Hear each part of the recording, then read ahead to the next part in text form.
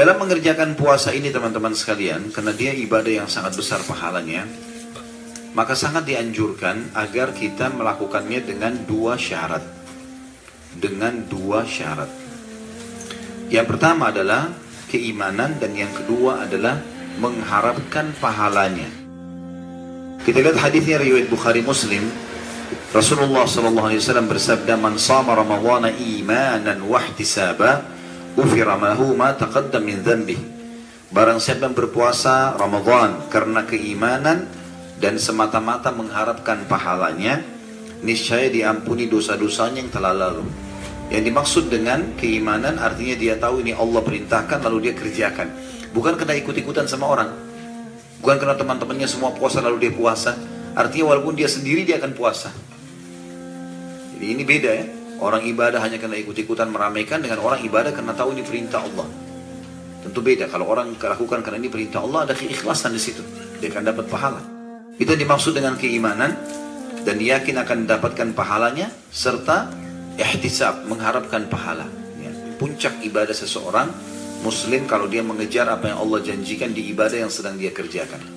Itu puncaknya. Jadi teman-teman hadir majelis ilmu begini memang karena mau kejar fadilahnya. Sholat berjamaah di masjid karena mau ngejar fadilahnya. Bukan karena teman-teman, tidak ada hubungannya sama sekali. Rugi. Kalau hanya karena manusia rugi sekali. Tapi kejar sesuatu yang lebih besar daripada itu. Ya. Karena kalau pujian orang sama cacian orang cuma sepanjang lidahnya, tidak ada gunanya buat kita sama sekali. Kamu hebat ya, kamu alim ya, kamu begini ya, ada gunanya apa manfaatnya? Tapi kejar sesuatu yang besar, janji sang pencipta Allah yang tidak akan mungkin luput bagi orang-orang beriman. Tentu saja pahala yang besar ini tidak diberikan kepada orang yang hanya menahan diri dari makan dan minum saja, namun diperuntukkan bagi orang yang benar-benar mengaplikasikan nilai-nilai puasa. Sebagaimana sabda Nabi SAW dalam hadis Bukhari, "Man lam yada' qaul az-zuri wal 'amal bihi falaysa lillahi hajatun fi an yada'a ta'amahu wa syarabah." Barang siapa tidak menahan diri dari ucapan dusta dan perbuatan dusta, maka sedikit pun Allah tidak sudi menerima puasanya meskipun yang menahan diri dari makan dan minum. Jadi jelas sekali di sini orang harus karena Allah Subhanahu wa taala, bukan karena teman-teman, bukan hanya puasa itu bukan karena hanya menahan lapar dan haus. Dan khusus poin ini saya ingin diberatkan juga teman-teman sekalian, hilangkan semua persepsi atau bahasa kita lebih baik sugesti negatif ke dalam diri kita. Semua sugesti negatif tidak boleh ada. Saya nggak bisa, saya nggak mungkin, saya nggak mampu, itu semua nggak ada. Saya nggak bisa sembuh, saya nggak mungkin menikah, saya nggak mungkin punya anak, saya nggak mungkin berhasil. Itu nggak ada dalam Islam itu. Yang ada cuma kalimat optimisme semuanya. Kata Nabi SAW, saya sangat benci dengan putus asa dan saya sangat suka dengan al-fa'al. Lalu kata para sahabat, apa itu al-fa'al ya Rasulullah? Kata Nabi SAW, kalimat optimisme, sugesti positif. Saya bisa, saya mampu, saya akan diampuni, saya akan mendapatkan rahmat. Minta. Dan Allah Subhanahu wa ta'ala suka dengan hambanya yang tamak dengan rahmatnya. Boleh. Teman-teman meminta agar kesehatan dipertahankan oleh Allah jauh lebih afdal, lebih besar pahalanya dibandingkan kita sudah sakit minta disembuhkan. Perhatikan kalimat itu.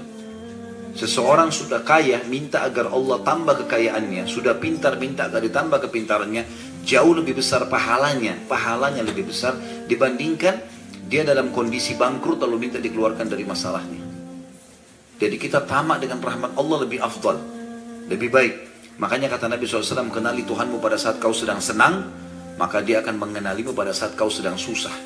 Justru pada saat kita kenyang, kita sehat, kita pintar, kita punya kelebihan-kelebihan, lalu di situ kita berdoa kepada Allah. Itu solusi tercepat kalau kita sedang menghadapi masalah. Nanti kalau kita berdoa pada saat kita lagi sulit, lagi sakit, lagi ada masalah, cepat jalan keluarnya datang. Karena kita mengenal Allah pada saat kita sedang senang. Beberapa persepsi negatif tentang puasa teman-teman sekalian, oh puasa akan datang, sebulan penuh puasa, syaitan bisikin kepada kita, nanti jadi lemas dan loyo. Ini negatif sekali sugestinya. Gak ada teman-teman sekalian. Saya puasa, saya tambah kuat, saya sehat. Kalau kita begini, pas sahur, saya insya Allah tahan sampai azan maghrib, tahan tuh. Kadang-kadang kita subhanallah sampai azan maghrib minum segelas air masih kenyang rasanya. Tapi kalau ada orang baru sahur, sebentar lapar gak ya? Ntar haus gak ya? Nanti haus bener. Sugestinya cuma sampai duhur. Coba jalani dengan sugesti positif dari awal Ramadan. Innamal a'malu binniyat, kata Nabi SAW. Semua orang akan diberikan sesuai dengan kadar niatnya. Maka akan aman. Sampai lebaran teman-teman seakan-akan kayak tidak puasa. Biasa sekali. Ya. Bahkan puasa ini sumber kesehatan. Karena memang sumber penyakit kita perut, teman-teman sekalian. Kata Nabi SAW dalam hadis yang sahih, tidak ada sesuatu yang lebih buruk bagi manusia dari apa yang dia isi di perutnya. Semua penyakit dari perut asalnya. Kalau orang bisa ngontrol itu, aman deh. Makan pada saat lapar, berhenti sebelum kenyang. Jadi mesti memang kita harus punya kontrol. Nah, puasa mengontrol itu sebenarnya. Kita diatur pola makan. Dalam 1 tahun, kita cuma diminta teman-teman sekalian yang wajib ya, Ramadan. Artinya 12 bulan kita pakai tubuh kita ini beraktivitas, makan, minum, pedas, dingin, panas, segala macam masuk. Cuma 1 bulan kita disuruh istirahat. Ramadan itu saja. Supaya lambung ini bisa istirahat. Sisa-sisa kerak-kerak yang ada di situ, kotoran, sisa makanan berminyak, segala macam bisa dikeluarkan. Kita kalau puasa nggak makan teman-teman sekalian, itu sebenarnya usus kita kan terus mengelola. Nanti dia akan menguras semua sisa-sisa kotoran yang ada di situ. Sebenarnya begitu.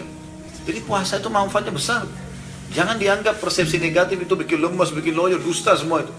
Waswas syaitan.